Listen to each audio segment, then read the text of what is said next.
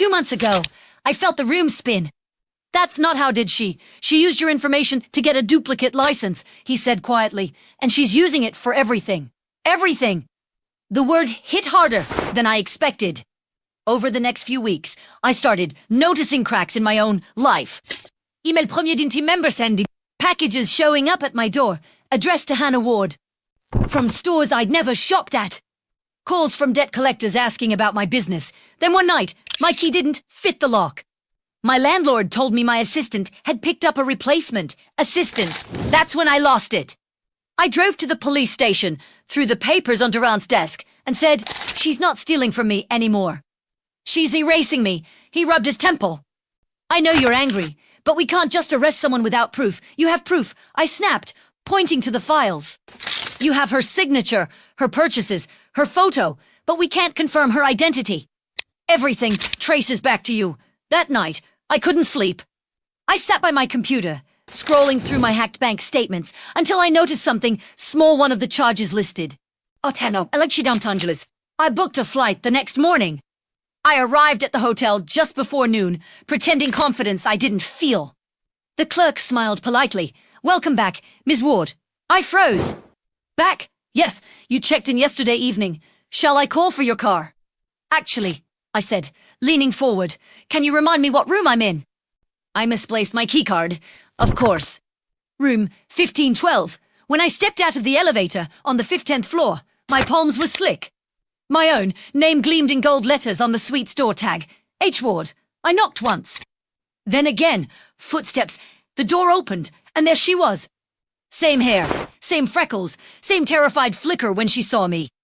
For a heartbeat, we just stared at each other, two Hannah Wards in one hallway, reality warping between us. Then she smiled. "You're early," she said. "I'm what? I was expecting you to take longer." "You always were predictable." Her voice was my voice, only smoother, practiced. She leaned against the doorframe, wearing a silk robe I'd never afford. "Who the hell are you?" I whispered. "I'm you," she said simply. Elise version, who stopped letting people walk all over her. I don't remember lunging. But suddenly we were grappling, shoving, shouting. Hotel staff called security, and soon enough, two officers stood there trying to separate us. "She's the imposter." I screamed. "No, she is," she echoed, pointing at me. They took us both. At the station, Duran looked like he'd aged a decade when we walked in. "Jesus Christ," he muttered. "Huish. One of you is real." "I am," I shouted. "I am," she said at the same time, her calm terrifying. Duran rubbed his chin. "You both have IDs, fingerprints, matching records, and identical socials. This is unprecedented." That's when the idea struck me, a wild, reckless solution born of desperation. "If you can't tell which of us is real," I said, "then arrest me." The room went silent. Even she blinked. "What are you talking about?" Duran asked. "Arrest me," I repeated. "Put me in holding. The real Hannah Ward will find a way to prove it." "The fake won't." He hesitated, searching my face for madness. "You sure you want to do that?" I nodded. That's how I ended up cuffed, slammed against the hood of my car, staring at her smirk across the lot, knowing I just set the trap that could either save my life or destroy it completely. The cell was smaller than I'd imagined, concrete, damp, and echoing with the low hum of fluorescent lights that flickered like dying fireflies. The air reeked faintly of bleach and old fear. I sat on the edge of the cot, wrists red from the cuffs, still tasting metal in my mouth from where my teeth had clenched to hard. The officer who'd processed me, a woman with tired eyes and a cigarette rasp in her voice, had glanced at the paperwork twice before saying, "You sure about this, honey?" "Most people don't volunteer for jail time." "I'm not most people," I'd muttered, signing the form that said Hannah Ward for what felt like the 1,000th time that week. Hours passed. Mid-mort. I tried counting the cracks in the ceiling just to feel like time was still moving, but it wasn't. Time had stopped the moment my life got hijacked. The only thing keeping me sane was the knowledge that I'd forced the situation into daylight. If she wanted to keep pretending to be me, she'd have to show her hand now. That night, Detective Duran came by. He stood on the other side of the bars, arms crossed, studying me with an expression I couldn't read. "You really went through with it," he said finally. You just volunteered to be a suspect in your own damn case. I shrugged. Disperaci Mrs. Clore. You know what this looks like to the department, right? We've got two women with the same ID, same prints, same DNA profile, both claiming to be the victim. The lab's losing their minds trying to make sense of it. DNA? I echoed. You took hers too? He nodded, ran both samples twice. Exact match, down to the markers. My stomach turned. That's not possible. That's what the tech said. He hesitated, then pulled a folded sheet from his pocket. For what it's worth, he said quietly, I think you're the real one. The panic, the confusion, the paper trail. She's too smooth. But belief doesn't count as evidence in court. I met his eyes through the bars. Then find evidence. He exhaled sharply through his nose, frustration clouding his voice. You're making me chase ghosts. Hannah, then maybe you should start asking why the ghost looks exactly like me, I said. The next morning, she came to visit me. Mi double. My thief. They let her in under approved communication, since she claimed to be family. When I saw her through the glass partition, dressed in one of my blazers, my favorite one, the navy, with the small tear near the left cuff, something inside me snapped. You've got nerve showing up here, I hissed into the phone. She smiled sweetly, tilting her head. You should thank me, actually. I've made your life much more interesting. You've ruined my life. I improved it. She corrected. You were wasting it. Working yourself to death, alone every night, pretending that quiet equals peace. I gave your name value, influence, money, adventure. You gave my name a criminal record. I spat. Her lips curled into something colder. Collateral damage. Evry rebirth. Comes with pain. Hannah. I stared at her, my reflection in the glass blurring her features until we looked like a single, distorted face. Why me? I asked softly. She leaned forward, egg glinting. Because you were easy, predictable. I didn't steal your life. You handed it to me. All I had to do was step into the space you left empty. My hands shook. You're insane. Maybe, she said with a shrug. But tell me, if the world can't tell which one of us is real, what difference does it make? I slammed the phone down. The guard escorted her out, but her smirk lingered long after she was gone. That night, sleep wouldn't come. My thoughts chased themselves in circles until I landed on one truth. If the system couldn't tell us apart, I needed to find something she couldn't replicate. Something deeply, intimately mine. It hit me around 3 a.m., a memory so small I'd forgotten it existed. When I was 12, I'd been in a biking accident. I'd crashed into a fence post, splitting my left forearm open. The doctor said the scar tissue fused slightly with a tiny splinter of wood that had never been removed. It wasn't visible, but it showed up faintly on an X-ray, a dark streak of something organic that didn't belong. I still had the old hospital records somewhere. If I could get those pulled, I could prove I was the original, Hannah Ward. The copy wouldn't have my childhood injury, not down to the embedded sliver. But there was one problem. I couldn't access those files from a cell. So the next day, when Duran came to check on me, I pitched him the plan. I can prove who I am. I told him. He raised an eyebrow. You said that yesterday. I mean it this time. My left arm, there's a splinter of wood lodged near the radius bone. It's been there since I was 12. I have the X-rays in my medical file at Mercy General Hospital. The other woman won't have that. He frowned. You think she'd let us X-ray her without cause? She's pretending to be me. I said. Ustat. Tell her it's a routine verification for insurance purposes. Duran tapped his pen against the clipboard. You realize if this doesn't pan out, the DS going to think you're wasting resources. If I'm wrong, I said, I'll stop fighting it. He stared at me for a long moment before sighing. All right. I'll pull the files. The next 48 hours were torture. Every footstep outside the cell made me flinch. Every creak of the door made my pulse jump. Then, finally, he came back.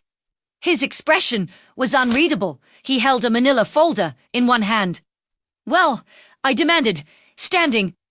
He opened the file, slowly, like he was bracing himself for impact. We ran the scans. He said, Yours shows the splinter. Hers doesn't. A rush of relief flooded me, so sudden it made my knees weak. So that's it. I whispered. You can let me out. Duran didn't smile. He didn't even look relieved. Instead, he slid the folder across the counter. Inside were 2 sets of x-rays, one clearly showing the faint shadow of the splinter, the other clean. "Congratulations," he said quietly. "You're the real Hannah Ward." But then his eyes darkened. "The problem is," he continued, "your twin, the one who isn't you, vanished last night. She walked out of the precinct with a court-issued release form signed under your name, and now she's gone." The walls felt like they were closing in. "Yeah, that. Do you mean gone?" I breathed. "She had access to your records, your apartment, your car, your accounts. She's disappeared into the system, and legally, you're both still you." I sank onto the cot, the victory in my chest turning to ice. "She's not just stealing out your life anymore," Duran said softly. "She's rewriting the story of who you are." And as I stared at the blank wall ahead, I realized something far worse. To find her, I'd have to become the woman who stole me. The first time I looked into a mirror after they released me, I didn't recognize the woman staring back. My reflection looked like her, the same dark circles under the eyes, the same guarded expression, the same faint curl of distrust in the corners of my mouth. For a moment, I wondered if she'd left something behind in me like an infection, spreading quietly through the bones of my identity. Duran dropped me off outside my apartment complex, though it hardly felt like mine anymore. The police had searched it top to bottom, and half the locks had been replaced by management. After my duplicate apparently lost her keys. I stood in front of the door, hesitating, the metal key cold against my palm. Then I turned it slowly. The place was spotless. Disbarred. My usual clutter tax folders, coffee mugs, half-folded laundry was gone. The air smelled like citrus and new paint. On the dining table sat a single envelope with my name scrawled on the front. Première torrit open. "Dear Hannah, you're right, one of us had to disappear. But you were never built for this game. You think the world cares who's real? It doesn't. It only cares who's better. Consider your life back. The empty one you hated. The one you're now desperate to protect. Keep it, or burn it. Either way, I've already moved on. H. I crushed the letter in my fist, the paper wrinkling like bone under pressure. The phone on the counter buzzed, an unknown number flashing on screen. Against my better judgment, I answered. "Miss me already?" The voice was light, amused, horribly familiar. "Where are you?" "Far enough to watch you panic, close enough to see if you try something stupid." I spun toward the window, scanning the street below. No one, just cars, neon reflections. In puddles, a man walking his dog. "Why are you doing this?" I demanded. "Because you made it easy. You built a life so dull, so unlived, that it begged to be stolen. I gave it meaning. By wrecking it, by testing it," she said, voice sharpening. "Tell me, Hannah, now that you've lost everything, doesn't it feel more real?" "I'll find you," I whispered. "I hope you do," she murmured. "Maybe then you'll understand." The line went dead. For days, I didn't sleep. Every creak in the hallway, every flicker of headlights across my wall, felt like her watching. I scrubbed every inch of my apartment, half expecting to find hidden cameras or listening devices. Nothing, just emptiness. When Duran called, his tone was different, cautious, clipped.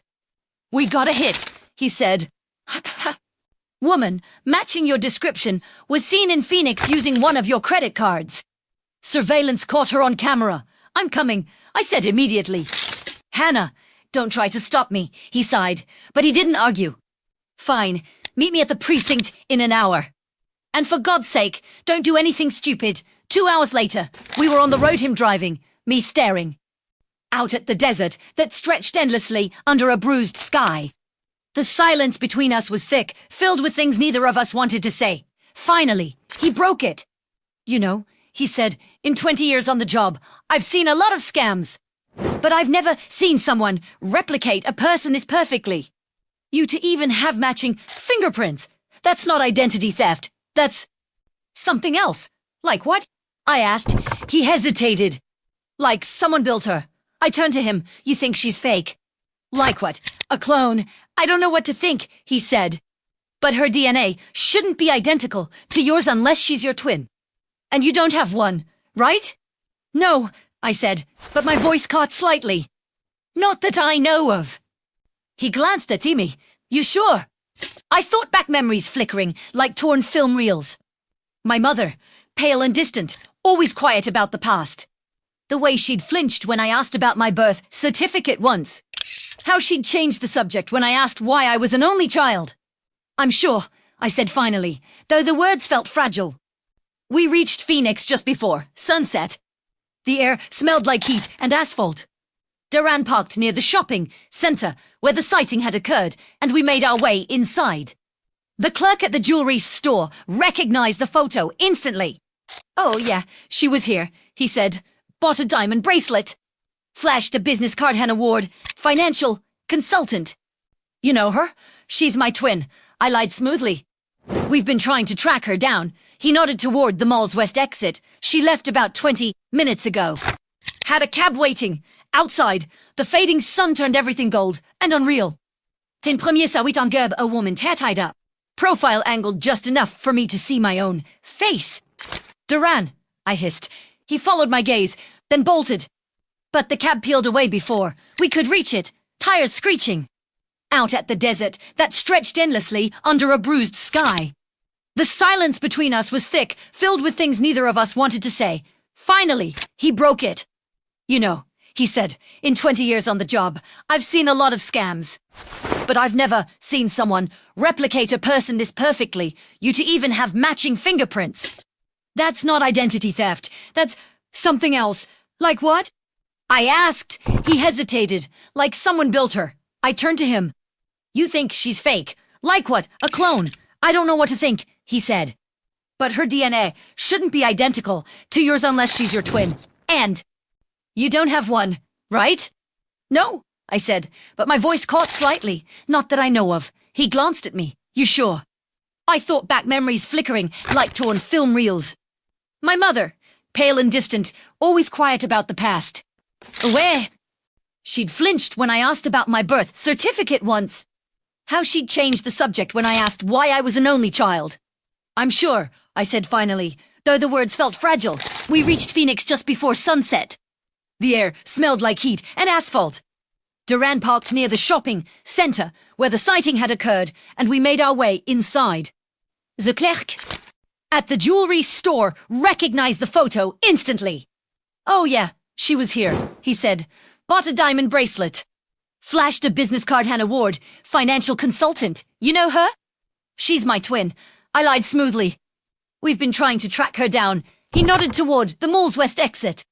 She left about 20 minutes ago. Had a cab waiting. Outside, the fading sun turned everything gold. En Dunrel. Ten premier sawit on the opposite crime and stared tight up. Profile angle just enough for my own face. Duran, I hissed. He followed my gaze, then bolted. But the cab peeled away before we could reach it, tires screeching. Currently Arps 942 we joined the area. She'd vanished again. Duran swore under his breath. She's playing with us. I didn't answer. Something glinted near the curb, a bracelet, silver, with a single engraved charm. I bent to pick it up. The inscription made my stomach twist. Property of Hannah Ward. Back at the motel that night, I couldn't stop staring at it. She'd left it there deliberately. A breadcrumb. A taunt. When I finally slept, I dreamed of two versions of myself standing in a mirror maze, reflections splitting endlessly. Each one whispered something different, you're real. You're not. You're her. She's you. I woke drenched in sweat, my phone buzzing again. Another text. No number this time. Stop chasing me. The truth will hurt more than losing your name. Beneath it, a photo attached. It was my mother. Sitting on a hospital bed. Holding to two newborns. The timestamp read, April 3rd, 1993, and suddenly, I wasn't sure which Hannah Ward one wanted to find, her or the one buried in the past. The photo burned behind my eyes long after the phone screen went dark. Two newborns. Two tiny, identical faces, mine twice over. I stared at Flood Grakili Dinijini Moalbiner. When premier finale. Managed to breathe. I called Duran. He picked up on the third ring. You sound like hell. She sent me something, I said, my voice trembling. A photo of my mother. Holding to babies. A pause. Twins. Yes. Where'd she get it? I don't know. I swallowed hard. But the timestamp says the day I was born. Forward it to me, he said. Now, By the time he arrived at the motel, I'd replayed 100 versions of my own birth story in my head, all of them suddenly wrong. He spread the printed copy across the table, studying it under the weak light. Could be doctored, he said, though his tone lacked conviction. It's not, I whispered. That's my mother. That's Mercy, General. I remember the curtains from visiting her years later. He looked up at me. You think she hid a twin? I don't know. She's gone. She died 3 years ago. But she must have known. Why hide it? I shook my head. Maybe she couldn't keep both of us. Maybe something went wrong. But if she is my twin, why would she come after me now? He leaned back in the chair, rubbing his temples. Let's find out. I'll call the hospital. See if we can get the birth records from 93. It took 2 days for the records to surface. 2 days of pacing, of paranoia curling around me like smoke. Every time I left the room, I felt watched. Every mirror felt dangerous. When Duran finally knocked, I opened the door before he could speak. Tell me, he held up a thin folder. Mercy General's archives confirm it. To live births recorded under your mother's name Hannah and Helen Ward. Same minute of birth, same weight, both healthy. But Helen was transferred to a private care program the next day. Private care program. Some kind of neonatal research initiative. The records are redacted beyond that. The hospital's name isn't even listed, just a code. Astronine, the word hung between us. Strange and sterile. What the hell is Astronine? I asked. He sighed. I don't know.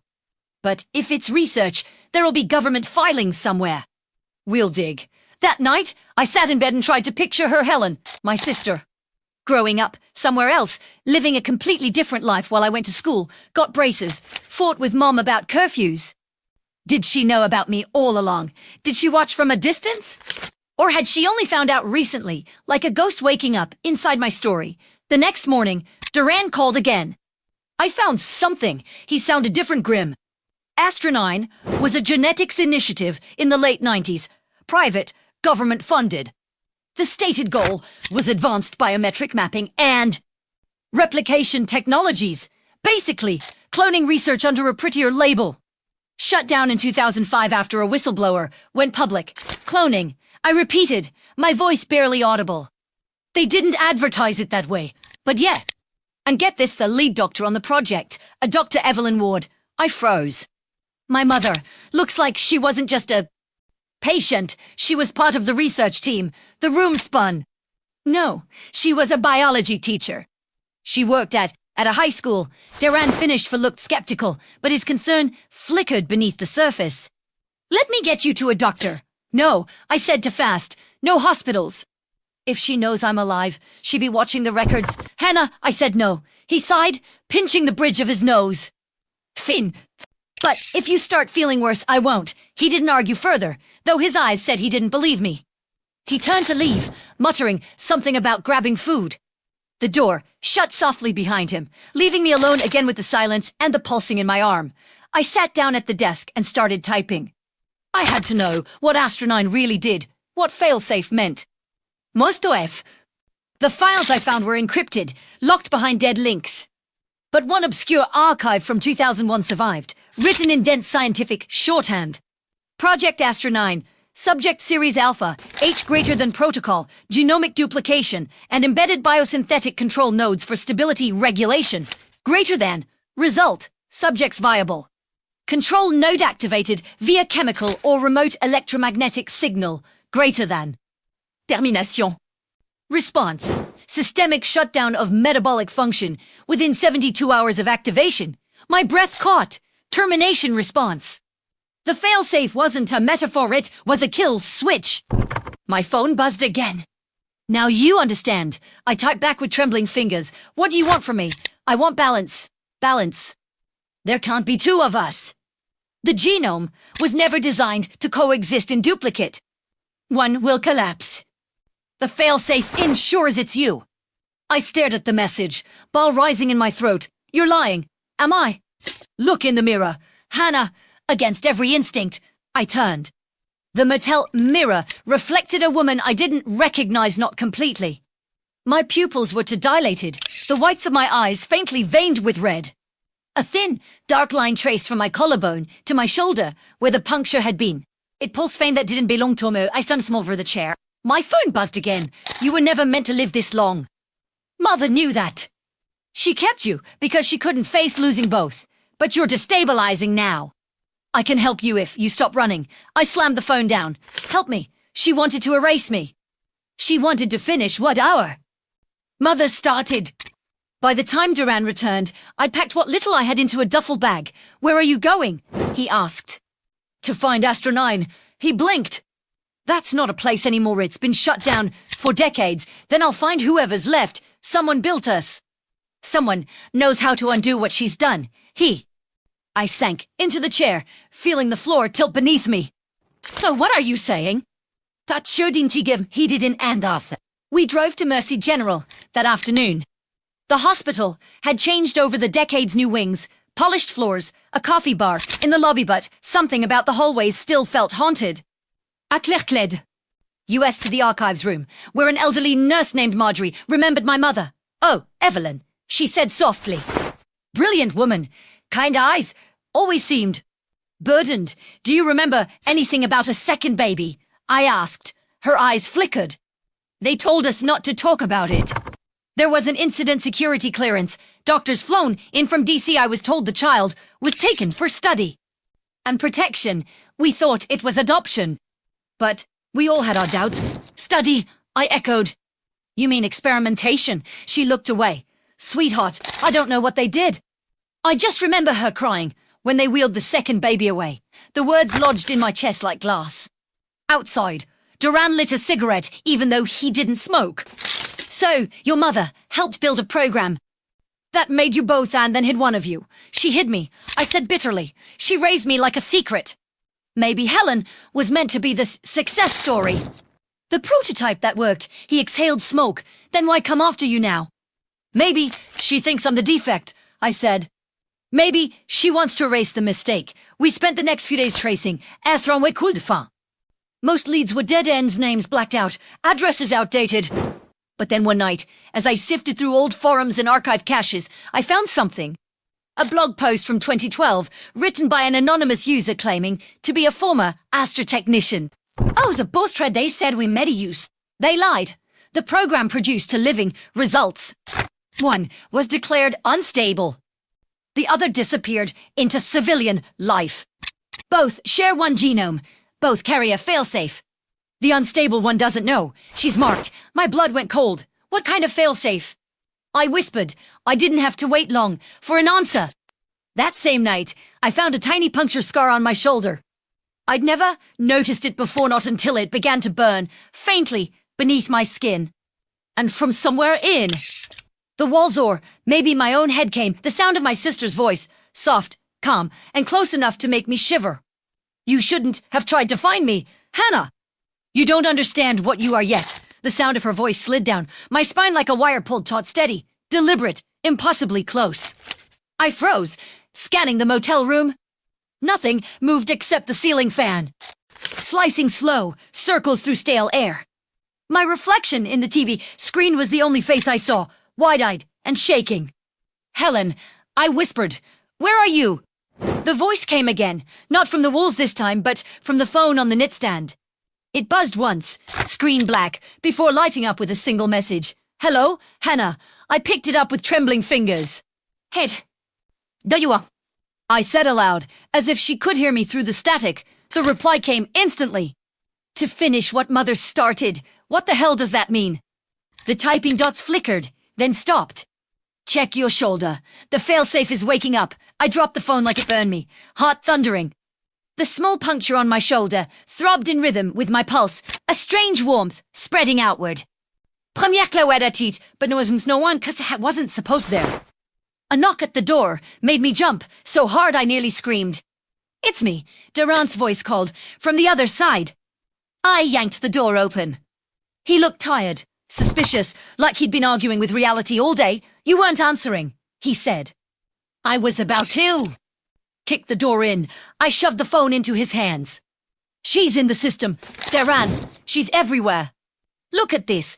He scrolled through the messages, brow furrowed. No number. Looks like it came through a private network. Could be a relay server. Where did this start? The puncture, I said.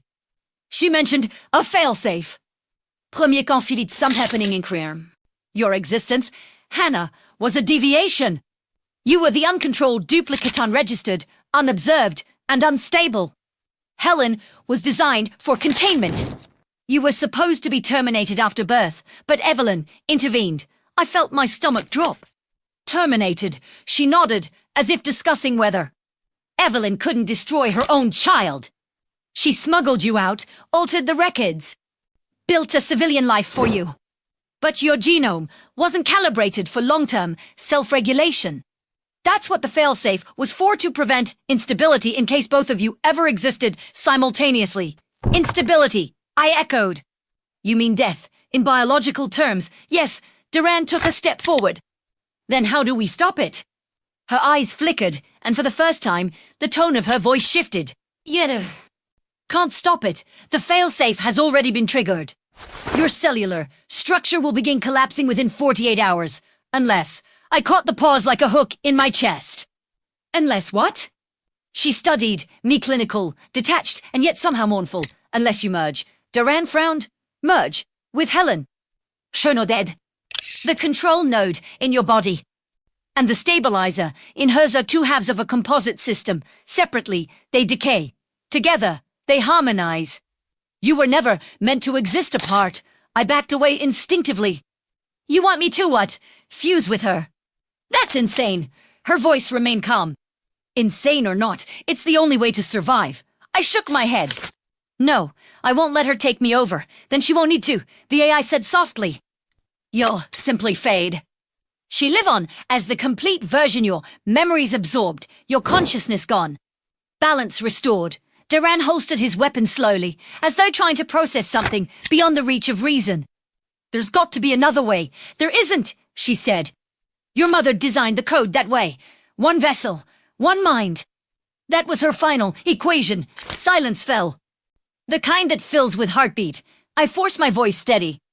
Then why are you telling me this? If I'm supposed to die, why warn me? Her expression softened eerily, human, for a thing of circuits and ghost data. Because Evelyn didn't want either of you to suffer. She left me to make sure you had a choice. The words felt like a trap dressed as mercy. And if I refuse, then I'll erase the failsafe. Manually, she said, but it will destroy both of you. The genome tidy. Oui, buddo. Yes. The air thickened, heavy with the weight of something ancient and cruel, masquerading as logic. Duran stepped between us. We're leaving. She won't get far, the AI murmured. Helen's already on her way. She knows where you are. How? She was programmed to find equilibrium, the AI said simply. You're her unfinished equation. I turned toward the door, adrenaline cutting through the fog. Then I'll finish it first. Outside, the desert light hit like a blade. The air was dry, electric, humming with the weight of invisible frequencies. Somewhere behind the horizon, my sister was coming. Durant's jaw was tight as he drove. You believe what that thing said? I stared out the window. I don't know. But if there's even a chance she's right. You're not merging with her. I'm not planning to. He glanced at me. Then what are you planning? Ending it. That night, we holed up in an abandoned rest stop 30 miles out. Duran spread out the documents we'd taken, Astra schematics, genetic sequences, Evelyn Ward's handwritten notes. Hey, caught one line scrawled across the margin in red ink. Greater if balance fails, so burns a copy. Burn the copy, I murmured. She meant Helen, or you, Duran said grimly. The thought hung there, heavy and unspoken. A soft hum broke the silence low, vibrating through the walls. Duran froze. You hear that? I nodded. The lights flickered, static building in the... Waiting. I turned toward the car where Duran had been. The door hung open, engine still idling.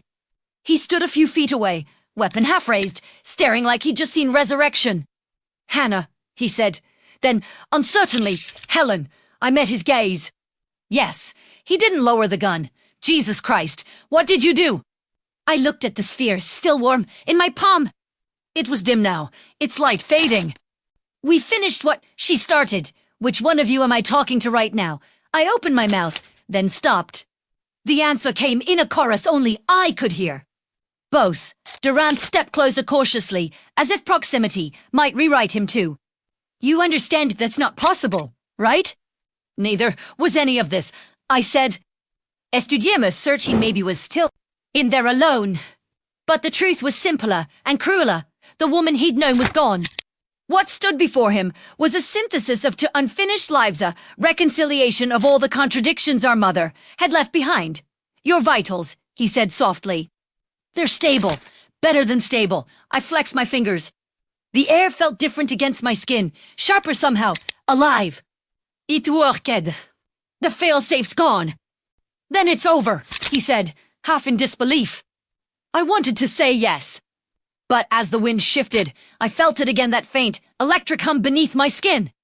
The echo of something vast and mechanical, stirring far away, like a network waking up. No, I whispered. It's not. We drove in silence for hours, heading back toward the city. The desert gave way to road signs. The occasional truck, the dull glow of civilization, creeping closer. Durand finally spoke. What happens now? I stared at my reflection in the passenger window. The face staring back was mine, but the eyes weren't, not entirely. They flickered faintly, like theirs had pale, light blooming, and fading in rhythm with my heartbeat. She built a system, I said quietly. And if I'm the sum of both halves, that means I'm connected to it. You mean Astronine? I nodded. She didn't just build us in a lab. She linked us to something bigger. The genome, the neural design, it's all networked. Every iteration she made could still be out there. You think there are more of you? I think, I said slowly, there might be hundreds. The thought hung in the car like a ghost. By the time we reached the outskirts of Sacramento, dawn was breaking. The city lights bled into pale morning, washing everything in a colorless quiet. We parked outside my apartment, the one I'd barely had time to reclaim before all this began. The first thing I noticed was the open door. Durand cursed under his breath, hand going to his weapon. We stepped inside carefully. Everything was untouched, except for the kitchen table. On it sat a small black box, sleek and seamless, with a silver emblem engraved on top, the Astronine insignia. A note lay beside it, in a woman's looping handwriting. You finished one equation. But the formula still runs. Find the others before they find you. Evelyn Durand exhaled shakily. Your mother's still alive. I picked up the box. It vibrated faintly in my hand, a soft pulse like a second heartbeat. No, I said. Not alive. Active. The lid opened on its own. Inside was a single data chip glowing, faintly blue, and a small strand of hair sealed in glass. The label read, Prototype H3, H-3. Durand said quietly, Third subject. I nodded. If Helen was H2, then this one's next. He rubbed his jaw. You're not actually thinking of going after it, are you? I don't have a choice, I said. Whatever this system is it's waking up. Fail come falmer, or worse for everyone else. I pocketed the chip, the hum of it syncing with my pulse. When I looked up, Durand was still watching me, something cautious and almost afraid in his expression. You're different, he said finally. I smiled faintly. So's the world. Outside, the first light of morning spilled through the blinds, catching the edges of the Astronine emblem, still faintly etched into the box. It glowed for a moment, then dimmed. Somewhere deep beneath the static of early morning traffic, a frequency whispered through the air. Subject H3, online. And as I stood there half Hannah, half Helen, whole for the first time in my life, I knew this wasn't the end of my story. It was the beginning of ours. The hum started that night. It was faint at first, like a low vibration in the walls, something you could mistake for plumbing or passing traffic. But by midnight, the rhythm had synchronized with my heartbeat. Every pulse throbbed with the same strange cadence. 3 beats fast, 1 slow. Pause, then repeat. I sat on the couch in the half-dark, the Astronine chip on the coffee table glowing, faintly blue. Durand had fallen asleep in the armchair across from me, still wearing his jacket, one hand resting near his holster out of habit. He'd insisted on staying, just in case. He didn't say in case of what. Neterof. US had an answer for that. When the sheep's glow, he reached out. The moment my fingers brushed it, the hum in my chest grew louder. The walls seemed to ripple, the air thickening like static before a thunderstorm. Then the chip spoke. Not out loud inside my head. Hello, H2. My throat went dry. I'm not H2, I whispered. Correction, you are H1, H2. Composite, status, anomaly. What are you? I am the network. The lights flickered. Duran stirred but didn't wake. I stood slowly, the chip warm in my hand. You mean Astro9? Astro9 was the beginning. You are the continuation. Your mother created the template. We optimized IT. I swallowed hard. Who's we? There was a pause. Then a new voice entered, the silence smooth, calm, and eerily familiar. Hello, Hannah. My blood froze. It was my mother's voice. Mom? Nokit. I am her, recorded cognition, one of the early iterations uploaded before termination. Evelyn Ward predicted this outcome. She knew the composites would seek each other out. Why? Why build us at all? To preserve humanity. I laughed a dry, desperate sound. By cloning her own daughter. Not cloning, evolving. Humanity was failing disease, violence, decay. She believed the answer lay in replication without loss.